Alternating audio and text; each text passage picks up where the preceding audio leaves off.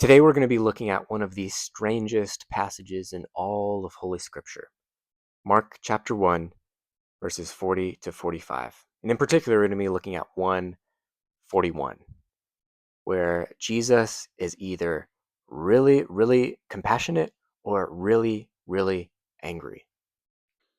In the Gospel of Mark, chapter 1, verse 41, Jesus has been approached by a man with lepra. The man comes to him and he kneels before him and he begs Jesus, saying, "If you are willing, then you can make me clean. You are able." And then, depending on which Bible you are reading, Jesus has one of two very different emotional responses. On the one hand, most Bible translations will say that Jesus, something like he was moved with compassion, or he was filled with compassion, or he pitied the man. A few Bible translations, on the other hand, most notably the NIV, the most recent NIV, will say that Jesus became angry at the man. He was indignant. He was filled with rage. What's going on here? Is this an issue of Bible translation? Do scholars disagree about how to translate what Mark originally wrote? Well, no, actually, they disagree about what Mark wrote in particular. Most New Testament manuscripts, most Greek manuscripts of the Gospel of Mark, say that Jesus was moved with compassion, splanknes thys. He was moved with compassion within himself. This is a very visceral word. The overwhelming majority of manuscripts have this reading. But there are a couple manuscripts that have a totally different reading. They don't say splanknes thys, they say orgis thys. This is the form of orgizomai, to be angry, to be incensed, to be full of wrath or rage. The most important manuscript that contains the reading, "Jesus was angry," is one called Codex Bezae, often represented by an uppercase D in textual apparatuses. Codex Bezae is a manuscript of the Gospel and Acts. It's a book, it's a codex that contains the Gospels and Acts. And Codex Bezae is interesting because it is a diglot. It is a two-language book. On one page, it will have the Greek text, and on the facing page, it will have the corresponding Latin text of the Gospel. So you can read it in either one. And Codex Bezae has some interesting variants. It actually includes some verses that we don't see anywhere else in any New Testament manuscripts. But here, Codex Bezae reads that Jesus was filled with anger when the man came to him. On the one hand, this should be a pretty easy open and shut case, right? Almost all New Testament manuscripts say that Jesus was moved with compassion. And that makes a lot of sense, doesn't it? Jesus sees this guy with lepra, and he was moved with compassion. That sounds really great. But we can't just totally ignore these manuscripts. And here we have to ask, how do people decide which manuscript is correct? This is sort of a unique example. Most of the time when our manuscripts say different things, they don't mean anything terribly different. But here, it has almost opposite meanings. This is a really strange and unique example in the New Testament manuscript tradition. It might be easy to just think that we should sort of count up the manuscript evidence. Say, well, we've got like 95+% of manuscripts, probably even more than that, say that Jesus was moved with compassion. And we've got this small, tiny minority that say he was angry at the man. But there are certain principles of textual criticism that scholars have to work with in order to determine, to the best of their ability, the original reading of the New Testament author. One of these, and it's an important one here, is that when you have two or more competing readings of the Greek text, we tend to, or we should, prefer the more difficult reading. And between these two readings, Jesus being compassionate or Jesus being angry, within the story, it seems that being filled with anger is by far the more difficult reading. This might sound counterintuitive, but why do we do this? Why do we prefer the harder reading? Well, Think about it. Scribes are people whose job is to copy down these texts to preserve them. And imagine you're a scribe in the ancient world, in like the 4th or 5th century, and you have a text before you of the Gospel of Mark, and you read that Jesus is filled with anger. Well, you've seen this text before, and maybe in other versions you've seen of it, Jesus is filled with compassion. Or maybe you just think, no, that can't possibly be right. That doesn't make any sense of the actual story. Why would Jesus get filled with anger at this man's request? Right? That's the same question we're asking. It's easy to imagine a scribe in this situation, although he sees that Jesus became angry in the manuscript in front of him. On the one that he copies, it's easy to imagine him changing it to Jesus was moved with compassion. On the other hand, it is very, very difficult to imagine a scribe who saw the reading Jesus was filled with compassion and then decide to change it to this more obscure, difficult reading, Jesus became angry. We're sort of dealing with probabilities here. Which one is more or less likely to happen?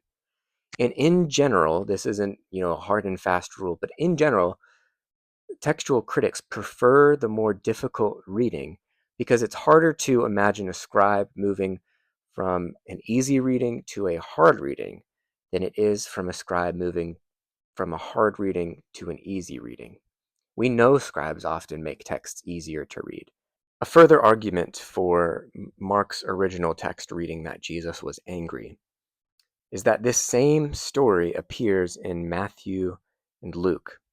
And when they tell the story, they just totally take out any reference to Jesus's emotions. They don't say that he was filled with compassion or anger. Now, the assumption that we're working with here is that Mark is the first gospel written out of the 4 gospels in the New Testament. Further, Matthew and Luke wrote after Mark, and they both used Mark as a source. On this level, Matthew and Luke are 2 of our earliest readers of the Gospel of Mark. They interact with what Mark has in all sorts of different ways, and they can tell us a lot about what early readers thought of Mark's Gospel based on how they interact with the text. In here, they choose to take out any reference to Jesus' emotion that Mark has. Now, if Mark had originally written that Jesus was filled with compassion at this man with lepra, is it likely that both Matthew and Mark would have taken out the reference to Jesus' compassion? I would think probably not. On the other hand, if Mark originally wrote that Jesus was angry at the man in this scene, is it likely that Matthew and Luke would both take out that reference that's really difficult to make sense of in the story? Yeah, I think so. I think that actually makes a lot of sense. It makes more sense, at least, than the other possibility. On these 2 bases, first, the scribal tradition, where we prefer the harder reading. Second, the tradition of Matthew and Luke, where they both totally omit any reference to emotion. I think we can say that there's at least a very good argument that Mark originally wrote that Jesus was angry. It's not a smoking gun here, but when we're dealing with reconstructing the original texts of the New Testament, we have to deal in probabilities sometimes. What seems to have happened, what seems likely to me, is that an early scribe, very early, changed the text from Jesus being filled with anger to Jesus being filled with compassion. And this scribe's decision ended up sort of winning the day. It got copied over and over and over again, so that what Mark originally wrote, that Jesus became filled with anger, became a very minor reading. We almost totally lose it from the manuscript tradition. But so what, right? Maybe we can agree that Jesus becomes angry in the text. But we still have to ask, why is Jesus so angry? Why is Jesus angry at this man with lepra who comes up to him and begs for healing? There are a few arguments here that tend to get a lot of play from scholars and preachers and all sorts of interpreters of the Bible. One really popular argument is that Jesus is angry at the law of Moses, the Torah, which would exclude such a person from Israelite society. On this view, Jesus thinks of ritual impurity and and the laws around it as nothing more than superstition. And he's come in the name of compassion to overcome this sort of superstitious legalism. And Jesus here is opposed to the law. People who would endorse this view often would say that Jesus actually breaks the law here. Jesus transgresses the Torah because he reaches out his hand and touches the man with lepra. And often, as Paul Sloan points out in his new book, Jesus and the Law of Moses, they cite Leviticus 5:3 in support of this. Leviticus 5:3 says, "Or if he touches human uncleanness, of whatever sort his uncleanness may be with which he becomes unclean, and it is hidden from him, and then he comes to know it, he will be guilty." Sloan writes, "The guilt involved in Leviticus 5:3 is not that he touched a source of impurity. It is that he did not know that he had done so and failed to be purified. Having been impure unknowingly, he might have committed a variety of transgressions, such as touching meat for offerings, which is prohibited while impure." In other words, it's not sinful to touch somebody with lepra. It's not sinful to contract that ritual impurity. What would be wrong is to contract that and then enter into a holy space and defile it. That would be a problem. But if a person just touches somebody with lepra, that's not necessarily wrong. It's totally okay to do. If you do and you contract that ritual impurity, Leviticus prescribes that you take a bath in running water, and you're good at sundown. Like it's not this crazy huge deal. Another option is not that Jesus was angry at like the Levitical system, but actually that he was angry at ritual impurity. And this is an important distinction. The Levitical legislation around lepra deals with impurity. Now, impurity is not the same thing as sin. It's not sinful to be ritually impure. And often when we read Leviticus as people today, it can feel really arbitrary what kinds of things are clean or unclean. And when it comes to the three sort of main sources of ritual impurity, you have lepra, these skin conditions. You have bodily discharges, most prominently menstruation or things involving sexual activity. And then third, you have corpse impurity, which is probably the most intense of the three. Touching a corpse transmits very strong impurity. And it can feel a little bit arbitrary and like these people were just superstitious. But there is a logic to the sort of way that ritual impurity works in Leviticus. Some have stated that what is wrong, what makes ritual impurity impure, is that it pertains to things that are related to death, right? Think corpse impurity. You're touching something that's dead. Further, the impurity of lepra, these skin diseases, it makes a person's skin sort of resemble a corpse, is kind of the logic behind that. And that might be a little too narrow. Maybe it's not death in particular, although that is part of it, but it's death and mortality. Like mortality itself, being the kinds of people who die, and therefore people who procreate, right? People who marry and have children. Like that is a human problem for the present age, and the Torah has a lot to say for that kind of person. So these things that relate to our mortality, whether it be through death or things that mortal beings need to do, like procreate, these things are connected to impurity. God in the Old Testament really does not like impurity.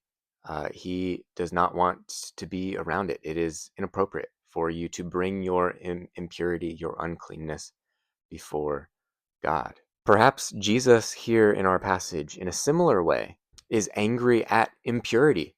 He is angry at the lepra because it makes this man impure. Jesus, like God in the Old Testament, needs the impurity to be dealt with. Well, this view has some explanatory power. The problem, though, is that even after Jesus cleanses the man, even after he heals him, Jesus is still angry. If you look at verse 43, Jesus is grunting, sternly warning. He's growling at the man, as some translate it. Embrime samenos. This is in classical Greek literature, as Joel Marcus notes in his commentary. This is like the snorting of a horse. Jesus is still angry after the healing. Matthew Thiessen ultimately offers his own solution to the problem, one that I think has good explanatory power in the context, but I'm still not totally sold on. His solution is that Jesus is angry at the man himself. Thiessen points to this man's request from Jesus. The man says, if you are willing, if you desire, then you are able to make me clean. Now, on the surface, we might think, wow, what a great display of faith. You are able to make me clean. There's no doubt. But he does seem to doubt Jesus' desire. Thiessen argues that Jesus is angry that this would even be a question, that it would even be a question that Jesus desires to cleanse the man. On Thiessen's view, Jesus has a very high view of the law. Thiessen calls both Jesus and Mark, the author, legal essentialists.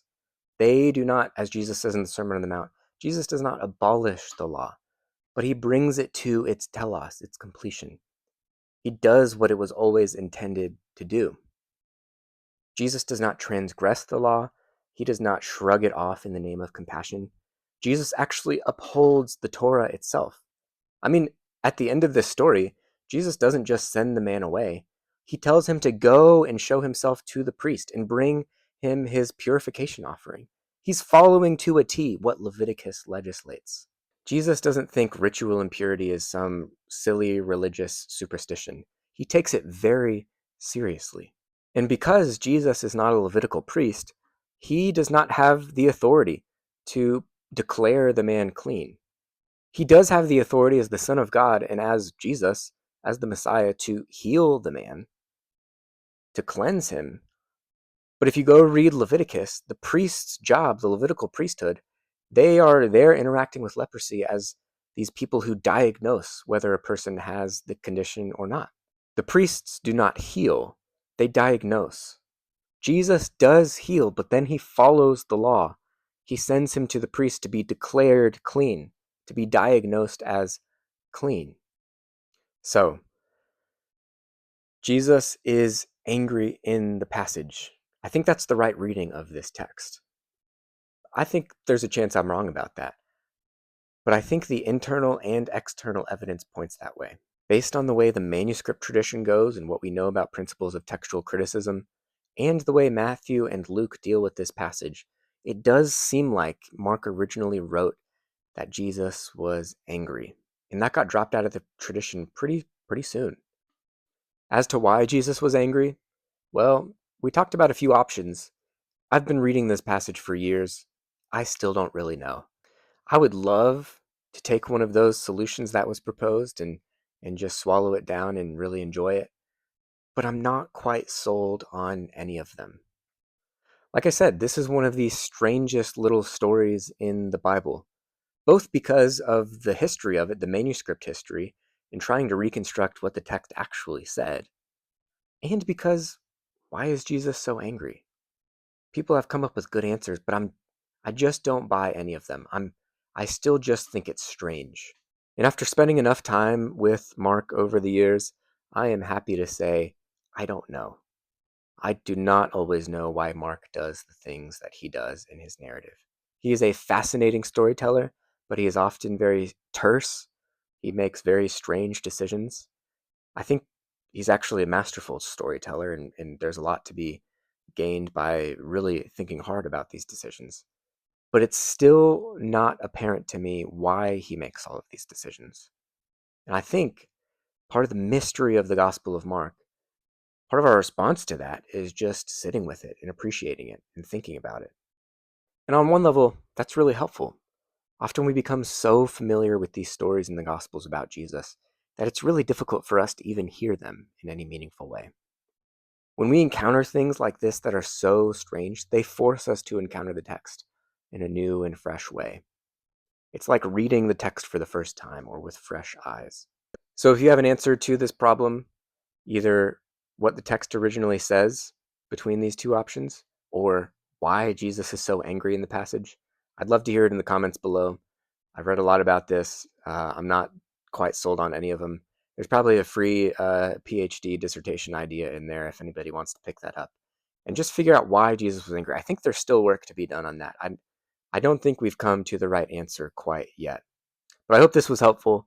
I hope you got something out of it and you can appreciate Mark as a strange and wonderful storyteller, and the Jesus that he writes about as a sometimes strange but wonderful Son of God who loved us and gave himself for us.